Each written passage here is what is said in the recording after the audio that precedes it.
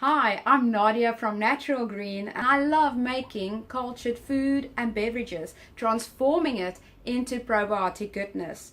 I also love delving into natural ways to help the body in healing itself. I teach people about fermented food and beverages and how to make it. Subscribe if you would like to learn how to make probiotic beverages and fermented food successfully. Every Friday is Fermentation Friday. Be sure to subscribe and click that little bell button so that you are first to know when a new video is released. Bonus! Number 1. What water do we use to make fermented food? Spring water or bottled spring water is a good source, or some people even use boiled tap water that's cooled to room temperature.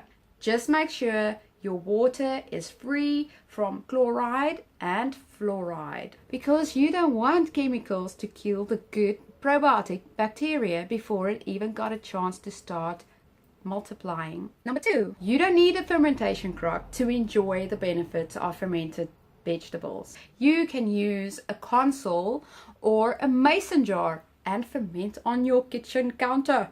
And number 3, you don't necessarily need to buy a culture to make a fizzy probiotic beverage. You can make one out of 3 ingredients. Have a look, and you can make your own culture. And that is probiotic ginger beer.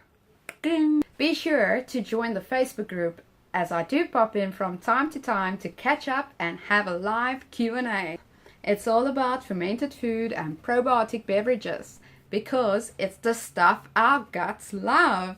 Keep well and enjoy your day.